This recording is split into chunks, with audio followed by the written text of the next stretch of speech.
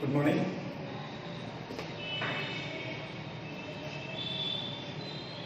BA part 8 નાણાકીય સંચાલન. એ પાઠની આપણે શરૂઆત તો કરેલી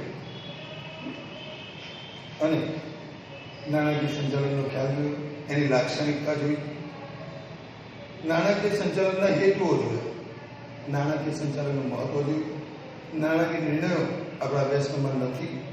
ત્યાર પછીનો ટોપિક છે મૂડી માળખું. તો મૂડી માળખા વિશે આપણે ચર્ચા શરૂ કરેલી, વિડીયો બનાવેલો. મૂડી માળખું, એનો અર્થ અને ખ્યાલ, આદર્શ મૂડી માળખાની લાક્ષણિકતાઓ, મૂડીના પ્રકારો, મૂડી માળખાના પ્રકારો એટલું આપણે જોયું. હવે પોઈન્ટ આવે છે 8.3.4 મૂડી માળખાને અસર કરતા પરિબળો. મૂડી માળખાને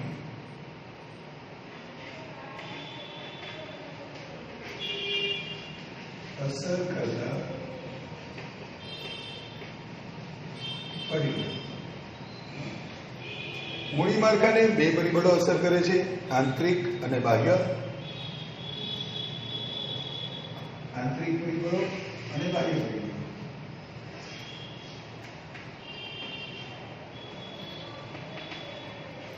આંતરિક પરિબળો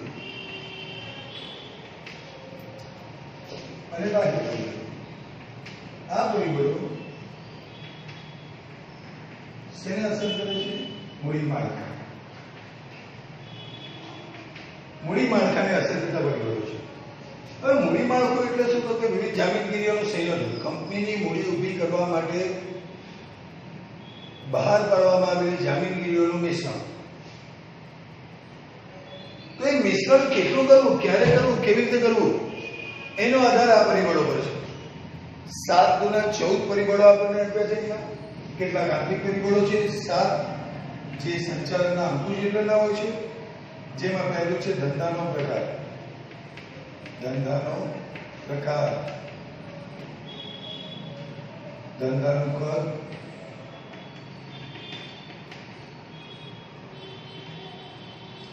ધંધાની કમાણીના અંદાજો, ધંધાની કમાણીના અંદાજો, મિલકતોનું સ્વરૂપ અને જરૂરિયાત. મિલકતોનું સ્વરૂપ અને જરૂરિયાત. પાંચમો મુદ્દો છે એમાં સંચાલકોનું વલણ.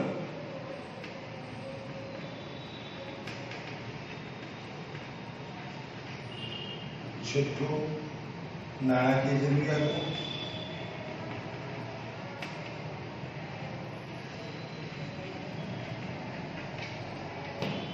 સાતમું અને છેલ્લું છે મૂડીની જરૂરિયાતનો સમય.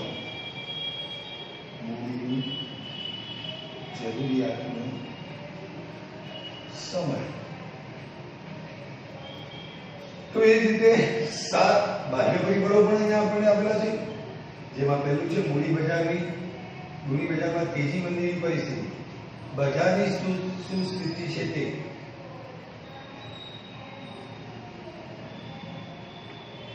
મૂડી બજારમાં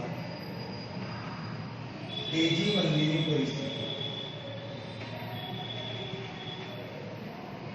મૂડી બજારમાં પ્રવર્તમાન વ્યાજનો દર. મૂડી બજારમાં પ્રવર્તમાન વ્યાજનો દર.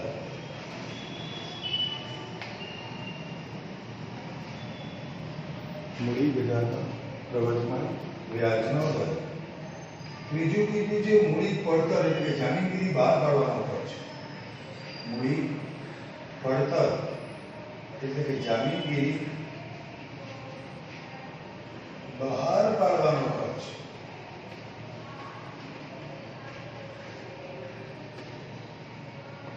જામીનગીરીઓ બહાર પાડવાનો ખર્ચ. કાનૂની નિયંત્રણો.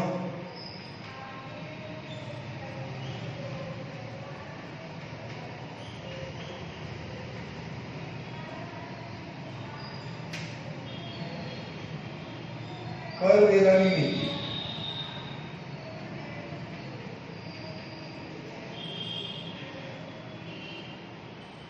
સંસ્થાકીય રોકાણકારો,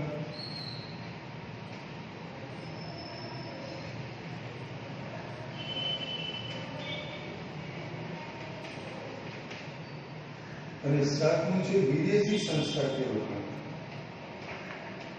વિદેશી સંસ્થાકીય રોકાણ.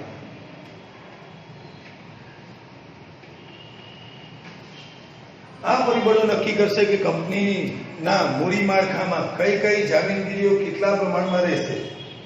આપણે કયા પ્રકારની મૂડીની જરૂર છે એ પ્રમાણે મૂડી માળખાની જામીનગીરીઓનો પ્રમાણ નક્કી કરશે નાણાકીય સંચાલક દ્વારા. તો અહીંયા વન બાય વન સમજવાના છે આંતરિક પરિબળો અને બાહ્ય પરિબળો. તો જોઈએ, પહેલું છે આંતરિક પરિબળો. એમાં ધંધાનો પ્રકાર. ધંધાનો પ્રકાર કયો છે એને આધારે આપણે કયા પ્રકારની જામીનગીરીઓનો ઉપયોગ કરીને મૂડી મેળવશું તે નક્કી કરવામાં આવે છે. ઉત્પાદન કરતા વિશાળ ધંધાકીય એકમોમાં કાયમી મૂડીની જરૂર વધુ હોય, જ્યારે વેપારી એકમોમાં કાયમી મૂડીની જરૂરિયાત ઓછી હોય. સેવાકીય એકમોમાં સેવાના પ્રકારને આધારે કાયમી મૂડીનું રોકાણ નક્કી.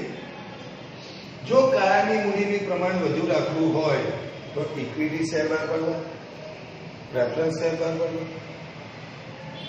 કાર્યશીલ મૂડીની જરૂર વધુ હોય તો જાહેર થાપણો છે, ડિબેન્ચરો છે, આ પ્રકારની જામીનગીરીઓ બહાર પાડી શકાય. એટલે કે ધંધાનો પ્રકાર નક્કી કરશે કે કયા પ્રકારની જામીનગીરીઓ બહાર પાડવામાં આવશે. ધંધાનું કદ. મોટા કદના એકમોમાં પ્રવૃત્તિઓ વિશાળ પાયા પર હોવાથી મોટા પ્રમાણમાં કાયમી મૂડીની જરૂર રહે છે. નાના કદના ધંધાકીય એકમોના પ્રમાણમાં ઓછી કાયમી મૂડીની જરૂર પડે છે. વેપારી એકમોમાં કાયમી મૂડીની જરૂર ઓછી રહે છે. તો એ પ્રમાણે મોટું કદ હોય તો ઇક્વિટી શેર, નાનું કદ હોય તો ડિબેન્ચર કે જાહેર થાપણો. ટૂંકમાં મૂડીની જરૂરિયાત વધુ હોય તે પ્રમાણે લાંબા ગાળાની, ટૂંકા ગાળાની મૂડીની જરૂરિયાત હોય તે પ્રમાણે મૂડી માળખાનું પસંદ થશે. ધંધાની કમાણીના અંદાજ. આપણે જે ધંધો કરીએ છીએ એ ધંધામાં કમાણી કેવી રહેશે. ધંધાની કમાણી સ્થિર અથવા તો અસ્થિર હોઈ શકે. કંપનીની ભવિષ્યની અંદાજિત કમાણી સ્થિર અને સારા પ્રમાણમાં હોય તો ઓછી મૂડી પર આધાર રાખી શકાય, કારણ કે આવક સ્થિર છે. હવે સ્થિર આવક છે તો એના પર તમે વ્યાજ સરળતાથી ભરી શકો. ડિવિડન્ડ એટલું ઓછું આપવું પડે, વ્યાજ નિયમિત રીતે ભર્યા કરે તો ઓછીની મૂડી અનુકૂળ ગણાય. પણ જો ધંધાની કમાણી અનિશ્ચિત હોય તો ઇક્વિટી શેર બહાર પાડો. નફો થશે તો જ ડિવિડન્ડ આપવાનું છે. સ્થિર કમાણી હોય તો વ્યાજ તો આપવાનું જ છે. એની હાવ વ્યાજ એ સ્થિર ખર્ચ આવશે, જ્યારે ડિવિડન્ડ એ અસ્થિર ખર્ચ આવશે. તો આવા સંજોગોમાં ધંધાની કમાણીના અંદાજો જો સ્થિર હોય તો ઓછીની મૂડી, અસ્થિર હોય તો માલિકીની મૂડી મેળવી શકાય. મિલકતોનું સ્વરૂપ અને જરૂરિયાત. મોટા પાયા પર કાયમી મિલકતોની ધંધામાં જરૂરિયાત વધુ હોય તો મૂડી માળખામાં ઇક્વિટી શેરનું પ્રમાણ વધુ હોય. કાયમી મિલકતોમાં રોકાણ વધુ હોવાને કારણે મિલકતો ખરીદવી, ભાડા ખરીદ કે ભાડા પડતાથી લેવી તે પણ વિચારવામાં આવે છે. ઇન શોર્ટ, ધંધામાં કયા પ્રકારની મિલકતની જરૂરિયાત છે તે પ્રમાણે મૂડી માળખાની પસંદગી થશે. જો મિલકતોમાં કાયમી મિલકતોનું પ્રમાણ વધુ હોય તો ઇક્વિટી શેર મૂડી બહાર પાડવી જરૂરી છે. નહીં તો ડિબેન્ચર કે અન્ય જામીનગીરીઓથી કામ ચલાવી શકે. સંચાલકોનું વલણ. સંચાલકો જો બધાને વહેંચીને ખાવાનું પસંદ કરતો હોય, એકમનો નફો બધા વચ્ચે વહેંચી લેવા તૈયાર હોય તો ઇક્વિટી. પણ જો એકમનો નફો વહેંચે નહીં અને બધું મારી જ પાસે રાખવો છે એવો અભિગમ દર્શાવતો હોય તો પછી ડિબેન્ચર બહાર પાડો, ઉછીના નાણાં છે, વ્યાજ ભરી લો, પૈસા આવે ત્યારે પરત કરી દો, નફો તમારા ખિસ્સામાં રહેશે. તો સંચાલકોનું વલણ પણ મૂડી માળખા પસંદ કરવામાં મહત્વનું સ્થાન ધરાવે છે. નાણાકીય જરૂરિયાત. ઓછા પ્રમાણમાં મૂડીની જરૂરિયાત હોય તો માત્ર ઇક્વિટી શેર બહાર પાડીને મૂડી મેળવી શકાય. પરંતુ વિશાળ પ્રમાણમાં મૂડી ભંડોળની જરૂરિયાત હોય તો વિવિધ પ્રકારની જામીનગીરીઓ બહાર પાડવી પડે. બધી જ જામીનગીરીઓ બહાર પાડીને પણ મૂડી મેળવવી પડે. આ ઉપરાંત મૂડી માળખું તૈયાર કરતી વખતે લાંબા ગાળાના ધ્યેય, યોજનાઓ ભાવિ વિકાસની શક્યતાઓ વગેરે માટે પણ ભવિષ્યમાં કેટલી નાણાકીય જરૂરિયાત રહેશે તેને આધારે મૂડી માળખું પસંદ કરી શકાય. મૂડીની જરૂરિયાતનો સમય ટૂંકા ગાળા માટે છે કે લાંબા ગાળા માટે છે? જો લાંબા ગાળાની મૂડીની જરૂરિયાત હોય તો ઇક્વિટી શેર, ટૂંકા ગાળાની જરૂરિયાત હોય તો ડિબેન્ચર કે અન્ય જામીનગીરીઓ પસંદ કરી શકાય. જો મૂડીની જરૂરિયાત કાયમી માટે હોય તો ઇક્વિટી શેર બહાર પાડવાનું પસંદ કરાશે. બીજી બાજુ કંપનીને ટૂંકા ગાળા માટે મૂડીની જરૂર હોય તો ડિબેન્ચર કે પ્રેફરન્સ શેર કે અન્ય મૂડી માળખાના પ્રાપ્તિ સ્થાનોનો સંપર્ક કરી શકાય. તો આ કઈ વાત આંતરિક પરિબળોની 7 પરિબળો છે જે મૂડી માળખામાં કયા પ્રકારની જામીનગીરીઓ આપણે પસંદ કરશું તે નક્કી કરે છે. હવે એ જ રીતે બાહ્ય પરિબળો છે. બાહ્ય પરિબળોમાં પણ કેટલાક પરિબળો એવા છે કે જે મૂડી માળખાને અસર કરે છે. તેમાં પહેલું છે મૂડી બજારમાં તેજી મંદીની પરિસ્થિતિ. જો મૂડી બજારમાં તેજી હોય તો કઈ જામીનગીરી બહાર પાડશે, અને મૂડી માળખામાં મૂડી બજારમાં મંદી હોય તો કઈ જામીનગીરી બહાર પાડશે. મંદીના સમયમાં રોકાણકારોનો વિચાર કરવાનો છે, આપણો નહીં. મંદીનો સમય હોય તો રોકાણકારો નિશ્ચિત વ્યાજની આવક મેળવવા માંગશે, કારણ કે મંદી છે એટલે ખબર છે કે કંપનીમાં નફો થાય ન થાય નક્કી નથી, તો ઇક્વિટી શેર બહુ પસંદ કરશે નહીં, ઉછીની મૂડી આપવાનું પસંદ કરશે. મંદીના સમયમાં રોકાણકારો વ્યાજની સ્થિર આવક મેળવવા માટે ઇક્વિટી શેરમાં નહીં પરંતુ ડિબેન્ચરમાં રોકવાનું પસંદ કરે છે. જ્યારે તેજીના સમયમાં ઊંચા ડિવિડન્ડની અપેક્ષાએ રોકાણકારો ઇક્વિટી શેર પસંદ કરવાનું નક્કી કરે છે. આમ મૂડી માળખાની રચનાનો આધાર મૂડી બજારમાં પ્રવર્તતા વલણો એટલે કે તેજી મંદી પર હોય છે. બજારમાં તેજી ચાલે છે કે મંદી, એને આધારે રોકાણકારો કઈ જામીનગીરીઓ ખરીદવાનું પસંદ કરે છે તેને આધારે મૂડી માળખાનું પ્રમાણ નક્કી થશે. બજારમાં પ્રવર્તમાન વ્યાજનો દર. રોકાણકારો કંપનીમાં જેટલી મૂડી રોકવાના છે એટલા પ્રમાણે બેંક વ્યાજ વધુ મળતું હોય તે આપણે ત્યાં રોકાણ કરશે નહીં. પણ વ્યાજનો દર જો ઓછો હશે તો ડેફિનેટલી આપણી કંપનીમાં રોકાણ કરીને વધુ વળતર મેળવવાનો પ્રયત્ન કરશે. મૂડી બજારમાં પ્રવર્તમાન વ્યાજનો દર ઊંચો હોય તો ઇક્વિટી શેર બહાર પાડી ભંડોળ મેળવવાનું સરળ રહે છે, કારણ કે ઊંચીની મૂડી પર વધુ વ્યાજની ચૂકવણી માટે કંપની માટે બોજારૂપ બને છે. બેંકમાં વ્યાજનો દર જો વધુ હોય, ઊંચીની મૂડીનો વ્યાજનો દર વધુ હોય તો ડિબેન્ચર બહાર પાડવામાં આવશે નહીં, કારણ કે ડિબેન્ચર પર વ્યાજનો બોજો કંપની સહન ન કરી શકે. તો ઇક્વિટી, કારણ કે ઇક્વિટી પર તો નફો થાય તો જ ડિવિડન્ડ આપવાનું છે, નફો ન થાય તો ડિવિડન્ડ આપવાનું રહેતું નથી. તો વ્યાજનો દર જો વધુ હોય તો ઊંચીની મૂડી બહાર પાડવામાં આવશે નહીં, એની જગ્યાએ ઇક્વિટી શેર બહાર પાડશે. અને વ્યાજનો દર ઓછો હોય તો ઊંચીની મૂડી ડિબેન્ચર કે અન્ય જામીનગીરીઓ બહાર પાડીને પણ નાણાં મેળવી શકાય.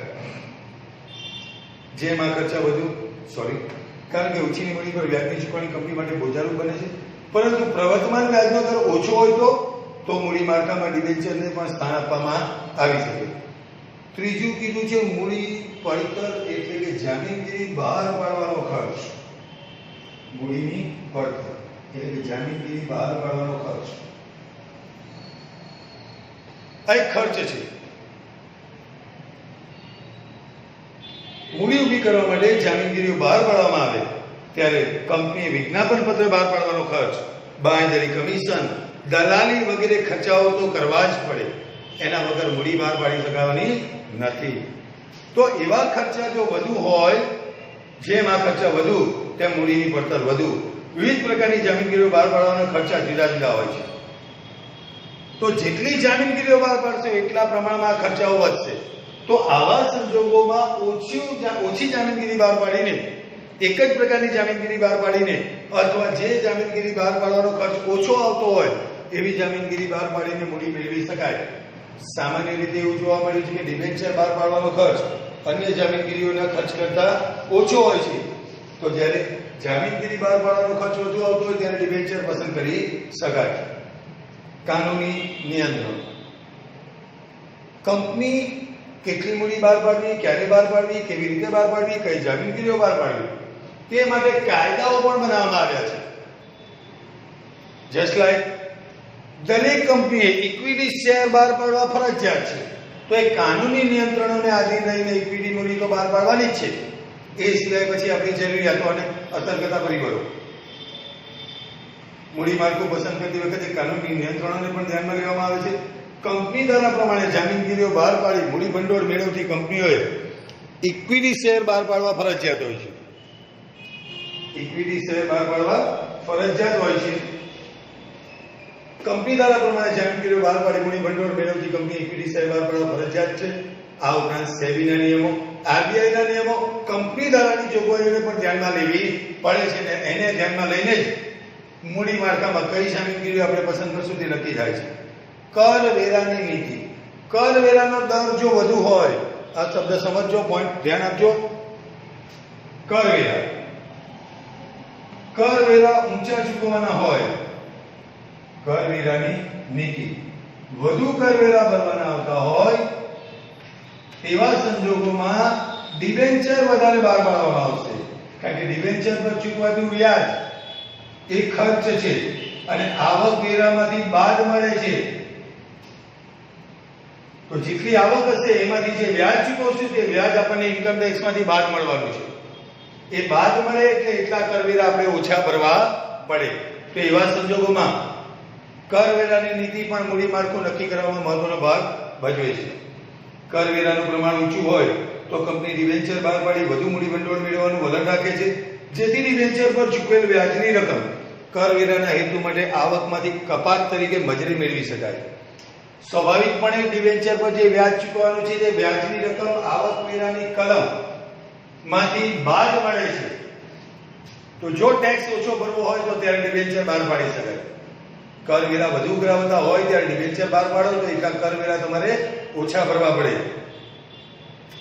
ડિવિડન્ડની આવક પર નીચા દરે કર વસૂલાતો હોય ત્યારે સ્વાભાવિક રીતે રોકાણકારો ઇક્વિટીમાં વધુ ઇક્વિટી વધુ લોકપ્રિય બને છે. સંસ્થાકીય રોકાણકારો. કેટલીક સંસ્થાઓ કંપનીમાં રોકાણ કરતી હોય છે, like mutual fund, LIC, GIC, સરકારી કંપનીઓ, બેંકો, અન્ય કંપનીઓ. આ કંપનીઓ કયા પ્રકારની જામીનગીરીઓ ખરીદવાનું પસંદ કરે છે એને આધારે પણ આપણે મૂડી માળખું પસંદ કરવું પડે. વીમા કંપનીઓ, બેંકો, રાજ્ય કે કેન્દ્ર સરકારની નાણાકીય સંસ્થાઓ તેના સ્થાપિત નિયમો અને શરતોને આધીન રહીને કંપનીના શેર કે ડિબેન્ચરમાં રોકાણ કરે છે. તો આવી સંસ્થાઓ કઈ જામીનગીરીમાં રોકાણ કરવાનું પસંદ કરે છે તેને આધારે જો આપણે મૂડી માળખું પસંદ કરીએ તો આપણને વધુને વધુ મૂડી મેળવી શકાય. મૂડી માળખાની રચના કરતી વખતે, મૂડી માળખાની રચનામાં ફેરફાર કરતી વખતે આ બધી સંસ્થાના વલણો અને શરતોની પણ વિચાર કરવામાં આવે છે. એ જ રીતે વિદેશી સંસ્થાકીય રોકાણકારોને પણ આપણે વિચારવાના છે. વિદેશો કયા પ્રકારની જામીનગીરીમાં રોકાણ કરવા ઈચ્છે છે. વિદેશીઓ જો માત્ર આપણને દેવું જ આપવા તૈયાર હોય, માલિકી મેળવવા તૈયાર નહીં હોય, તો પછી આપણે દેવું જ કરવું પડે, એટલે કે ડિબેન્ચર કે અન્ય જામીનગીરીઓ જ બહાર પાડી શકાય. પણ વિદેશી સંસ્થાકારો જો આપણે ત્યાંથી નફો કમાવા માંગતી હોય તો ઇક્વિટી શેર પસંદ કરશે, ત્યારે આપણે ઇક્વિટી શેરનું પ્રમાણ વધુ રાખવું પડે. વિદેશી રોકાણકાર સંસ્થા એક એવી સંસ્થા છે જેની સ્થાપના અને નોંધણી ભારત બહાર થઈ હોય છે, જેનો ઉદ્દેશ ભારતમાંથી પ્રાથમિક અને ગૌણ બજારમાં નિયત કરેલ જામીનગીરીઓમાં રોકાણ કરવાનો હોય છે. વિદેશી રોકાણ સંસ્થાઓ સેબી સમક્ષ નોંધણી કરાવવી પડે છે. આવી સંસ્થાઓને ભારતીય કંપનીના શેર ડિબેન્ચર ખરીદવાની મંજૂરી આપવામાં આવે છે. તો જે પ્રમાણેની મંજૂરી હોય અથવા એ વિદેશી સંસ્થાઓ જે પ્રકારની જામીનગીરીઓ ખરીદવા માંગતા હોય એ પ્રકારની જામીનગીરીઓ જે આપણા મૂડી માળખામાં હોય તો આપણને વધુ મૂડી મળી શકે. તો વધુ મૂડી મેળવવા માટે આ પરિબળોને નજર સમક્ષ રાખીને મૂડી માળખામાં પસંદગી કરવાની છે. કઈ જામીનગીરીઓ બહાર પાડશે તે નક્કી કરવાનું છે અને એ પ્રમાણે જો મૂડી મેળવવામાં આવશે તો કંપનીને જરૂરિયાતના સમયે, જરૂરિયાતના પ્રમાણમાં, ચોક્કસ પ્રમાણમાં મૂડી મેળવવામાં સરળતા રહેશે. તો મૂડી માળખાનો પોઈન્ટ આપણે અહીંયા પૂરો કરીએ છીએ. નેક્સ્ટ વિડીયોમાં આપણે કાર્યક્ષમ મૂડીની વાત કરીશું. ઓકે, ચાલો બાય.